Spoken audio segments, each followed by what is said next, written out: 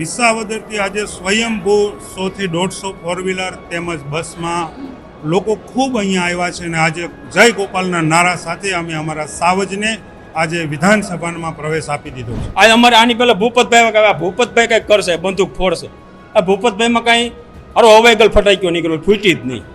જે અમને અપેક્ષા હતી ફૂટી જ નહીં. પણ મુખ્ય મુદ્દો હતી આ ભ્રષ્ટ ભાજપ કે જે વિસાવદર વિધાનસભા ક્યારેય પસંદ કરવાની નથી અને આવનારા સમયમાં પણ આ ભાજપને વિસાવદર ક્યારે પણ આવકારો નહીં આપે, હંમેશા જાકારો જ આપશે. તો મુખ્ય મુદ્દો છે ભાજપ અને ગુંડા. અમારે વિરોધ કરવા વાળા માણસની જરૂર હતી, અમે વિધાનસભામાં બેઠા. મુદ્દાઓ તો ઘણા ચાલ્યા, બરોબર, પણ જે મુદ્દા જોતા હતા તે ગોપાલભાઈ પહેલા જ કરી બતાવ્યા હતા. જે ગામડે ગામડે જઈને જનતાનો પ્રેમ મળ્યો એને, પછી એને જે મુદ્દા કહેવાના હતા જનતાના લેખા, એની ડાયરી બનાવી, એ મુદ્દા લીધા, એવું ઘણું કામ કર્યું.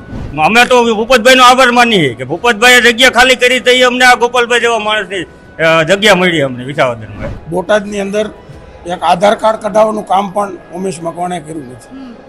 અને અહીંયા તો હું ગોપાલભાઈના સમર્થક તરીકે, અને ગોપાલભાઈ મારા એક મિત્ર છે એટલા માટે એમને સમર્થન માટે આવ્યો હતો.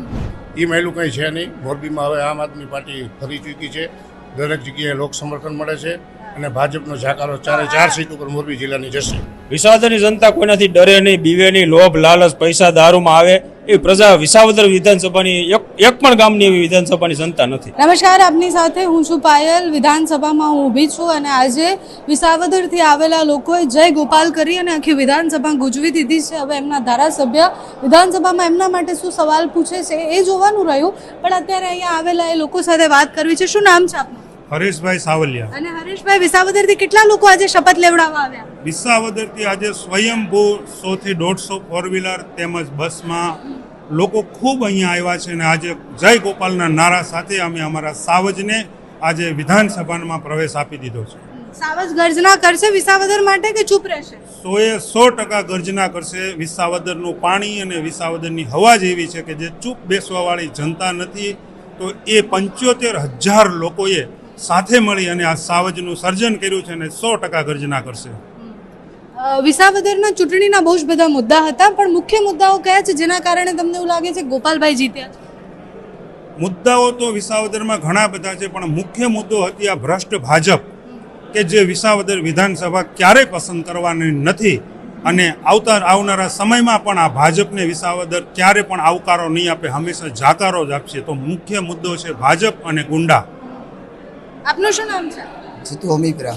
અને વિસાવદરમાં ગોપાલ ઇટાલિયા ને જે પ્રચાર ને બધું જ કર્યું, ગામડાઓમાં હજી પણ ફરી રહ્યા છે.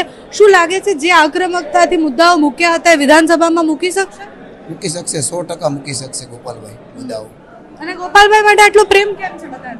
ગોપાલભાઈને અમે તો એવું જ કહીએ છીએ અમારે વિસ્તારમાં કે તમે કામની જરૂર નથી. આપણે ધારાસભ્યને કામ ગટરના કે રોડના કરવાના નથી. એને વિસાવદરની જનતા માટે વિધાનસભામાં અવાજ ઉઠાવવાનો, અને વિરોધ કરશે તો અમને ગમશે. અમારે વિરોધ કરવા વાળા માણસની જરૂર હતી, અમે વિધાનસભામાં બેઠા. ભૂપતભાઈનું શું થયું? ભૂપતભાઈને પસંદ તો કર્યા જ હતા લોકોએ ત્યાં. ભૂપતભાઈને તો શું હતું, પૈસાની જરૂર હતી, પૈસા લઈ લીધા ભૂપતભાઈએ. અને અમે તો ભૂપતભાઈનો આભાર માનીએ કે ભૂપતભાઈએ જગ્યા ખાલી કરી તો અમને આ ગોપાલભાઈ જેવા માણસની જગ્યા મળી અમને વિસાવદરમાં. ગોપાલભાઈ નહીં જાય? ગોપાલભાઈ ક્યાંય નહીં જાય. અને કેમ આટલો વિશ્વાસ? ગોપાલભાઈ ઉપર અમને પૂરો વિશ્વાસ છે. ગોપાલભાઈ ક્યાંય નહીં જાય. નહીં. તમારું શું નામ છે? રાકેશભાઈ રાદડિયા. અને રાકેશભાઈ, શું ચૂંટણીમાં કેવું બધું ચાલ્યું ત્યાં વિસાવદરમાં? કયા મુદ્દાઓ ચાલ્યા? મુદ્દાઓ તો ઘણા ચાલ્યા, બરોબર, પણ જે મુદ્દા જોતા હતા તે ગોપાલભાઈ પહેલા જ કરી બતાવ્યા હતા. જે ગામડે ગામડે જઈને જનતાનો પ્રેમ મળ્યો એને, પછી એને જે મુદ્દા કહેવાના હતા જનતાના લેખા, એની ડાયરી બનાવી, એ મુદ્દા લીધા, એવું ઘણું કામ કર્યું. ગોપાલભાઈને રાજીનામાની વાત હતી, મોરો આવવાની હતી, આજે વિધાનસભામાં આવી ગયા છે ગોપાલભાઈ. તો એ તદ્દન ખોટું જ હતું કે રાજીનામું તો એને તો કીધું, ભાઈ કાંતિભાઈ કહેતા હતા કે રાજીનામું લેવો પછી અમે લઈએ, તો એને તો પેલા જ એવું કીધું ભાઈ આવે મોરબીમાં આવે, બરોબર. તો કાંતિભાઈ કીધું, ગોપાલભાઈ તો કીધું નહોતું કે અમે આવીશી મોરબીમાં, બરોબર. એ તો કોઈ પ્રશ્ન જ નહોતો. તમારું શું નામ છે? જિગ્નેશ પટેલ, બોટાદથી. અચ્છા, બોટાદથી છો. તો તમારા ધારાસભ્યએ તો અહીંયાથી રાજીનામું આપી, એટલે એમને સસ્પેન્ડ કરી દીધા છે. તો બોટાદમાં શું અત્યારે ચાલી રહ્યું છે? બોટાદમાં આમ જુઓ તો પાર્ટીના ઉમેદવાર તરીકે ઉમેશભાઈ આવ્યા હતા, પરંતુ ત્યાં હાલ કાંઈ કામ થયું નથી. અને હમણાં બાઇટ પણ આપી હતી ઉમેશભાઈ કે 2000 કરોડના કામ બોટાદની અંદર કર્યા છે. 2,000 કરોડ રૂપિયાની રકમ એમને કદાચ ખબર નહીં હોય ઉમેશભાઈને કે 2,000 કરોડની રકમમાં પાછળ મેંઢા કેટલા આવે. બોટાદની અંદર એક આધાર કાર્ડ કઢાવવાનું કામ પણ ઉમેશ મકવાણે કર્યું નથી. અને અહીંયા તો હું ગોપાલભાઈને સમર્થક તરીકે અને ગોપાલભાઈ મારા એક મિત્ર છે એટલા માટે એમને સમર્થન માટે આવ્યો હતો. એક સમય એવું હતું જ્યારે ગોપાલભાઈને અહીંયા એન્ટ્રી પણ ન હતી, આજે ધારાસભ્ય બન્યા છે, શપથ લેવા આવ્યા હતા. હવે તો ધારાસભ્ય બન્યા છે તો વિધાનસભામાં આવશે અને આખા ગુજરાતનો અવાજ બનશે.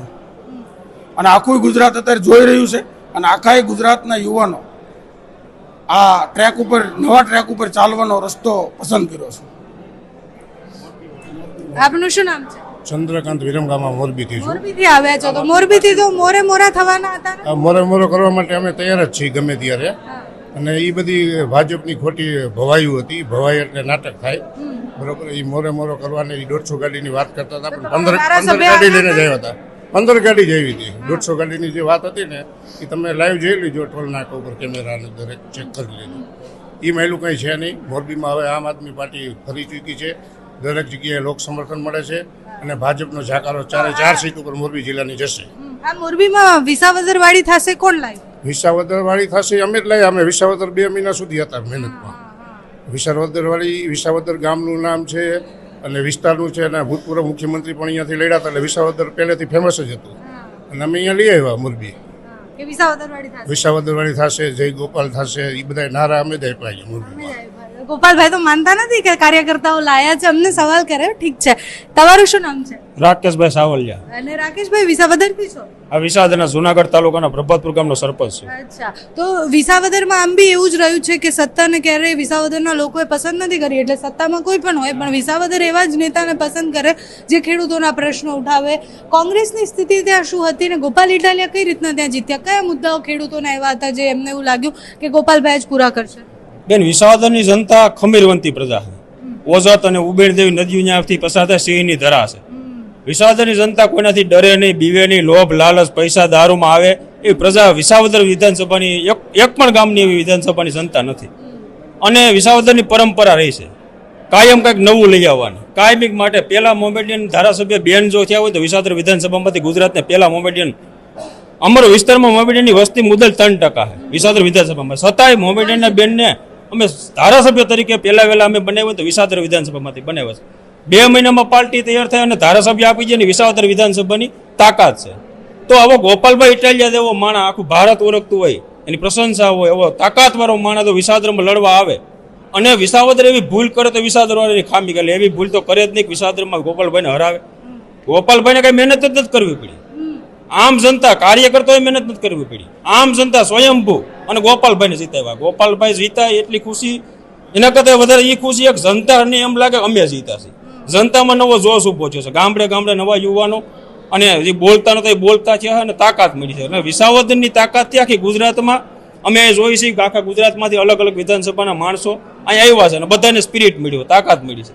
અને આ તાકાતથી આખા ગુજરાતમાં બદલાવ આવશે. વિસાવદર વિધાનસભા છે એને આમ આદમી પાર્ટીનું ખરેખર બિયારણ વાવ્યું છે. હવે અમને એવો વિશ્વાસ છે કે અમારી વિધાનસભાથી આખી ગુજરાતમાં અસર થાય અને આવતા સમયમાં હિતાયુમાં આમ આદમી પાર્ટીની સરકાર બને અને ગુજરાતને નવી દિશામાં લઈ જાય. અને ધારાસભ્યોને ખરેખર ધારાસભ્યોને શું કરવાની હોય એવી ઓળખ ગોપાલભાઈ આખા વિધાનસભામાં ક્યાંક ભાઈ ધારાસભ્યનું કામ હોય. ધારાસભ્ય પાસે જનતા એવી અપેક્ષા માંડી કરવા કે તમે ધારાસભ્ય ગટર બનાવે, રોડ બનાવે, એ ખરેખર એનું કામ જ નથી. એ આખી વિધાનસભામાં અમારા ગોપાલભાઈ ચૂંટણી પહેલાના 2 મહિને ત્યાં રખડે છે. સમાજના મુદ્દા લે છે, સમાજમાં શું પ્રશ્ન છે, સમાજના જે પ્રશ્ન છે એ વિધાનસભામાં આવીને અને નવો ધારો બનાવે એને ધારાસભ્ય કહેવાય. તો એ ધારાસભ્યો આજે છે 182 ધારાસભ્ય, એને ખબર પડે કે આપણે શું કરવાનું હોય. એ ખબર પડવા સારુંથી અમે આ ગોપાલભાઈને મોકલા છે કે આ બધાને ખબર પડે ને આખા ગુજરાતનું કંઈક સારું થાય. આવી ભાવના છે. 75 વર્ષ દેશને આઝાદ થયા ને થયા, બધાને 75 વર્ષથી આવી અપેક્ષા છે કે ભારતનું સારું થાય, આજ થાય, કાલ થાય, આજ થાય, કાલ થાય. અને અમે વિસાવદર વાળા તો કાયમ ટ્રાય કરીએ કે આ માણસ આવીને કંઈક કરશે. આ અમારે આની પહેલા ભૂપતભાઈ આ ભૂપતભાઈ કંઈક કરશે, બંદૂક ફોડશે. આ ભૂપતભાઈમાં કાંઈ અરે હવાઈગલ ફટાક્યો નીકળ્યો, ફૂટી જ નહીં. જે અમને અપેક્ષા હતી ફૂટી જ નહીં. અમે છેલ્લે એને એવું કીધું કે ભાઈ તમારે કાંઈ નથી કરવું, તમે 5 વર્ષ લગી પગાર લ્યો ને બાકી અમે કરીએ, અમે વિરોધ કરીએ, તમને ખાલી મોકલાહી કરો. તો એ અમારી અપેક્ષાથી દૂર રહ્યા અને એ અમારે ખરેખર વિસાવદર વિધાનસભામાં ગોપાલાભાઈ ભૂપતભાઈનો આભાર માન્ય કે એને જગ્યા ખાલી કરી દીધી અને ભાઈ ગોપાલભાઈનો વારો આવ્યો અને આખી ગુજરાતને ફાયદો થયો વિસાવદરની વિધાનસભા થકી. એટલે અમે ખૂબ ખૂબ ખૂબ ખૂબ આભાર માન્ય ગોપાલભાઈ. શું નામ છે તમારું? ધર્મેશ કાનાણી. અને ધર્મેશભાઈ, લોકોનો વિશ્વાસ કેમ છે આટલો ગોપાલ ઇટાલિયા પર વિસાવદરની જનતા? ગોપાલભાઈ એક તો લડાયક નેતા સાથે વકીલ અને પોતે એજ્યુકેશન અને કાયદો જાણે છે, એટલા માટે આખા ગુજરાતને, વિસાવદરની આખા ગુજરાતને અપેક્ષા છે કે ગોપાલભાઈ કંઈક નવું કરશે, વિધાનસભામાં જઈ અને આખા ગુજરાતના પ્રશ્નો ઉઠાવશે. અને ખરેખર ગીરની ભૂમિ છે અને સાવજ કહેવાય છે, તો એની ત્રાળ અહીંયા બતાવશે વિધાનસભામાં. આ હતા વિસાવદરથી આવેલા કાર્યકર્તાઓ અને કહી તો રહ્યા છે કે સાવજની ભૂમિથી આવ્યા છે એટલે ગર્જના કરશે વિધાનસભામાં. હવે ગોપાલ ઇટાલિયા ગર્જના કરી શકે છે કે કેમ, કે પછી શાંત થઈ જાય છે, એ જોવાનું રહ્યું. નમસ્કાર.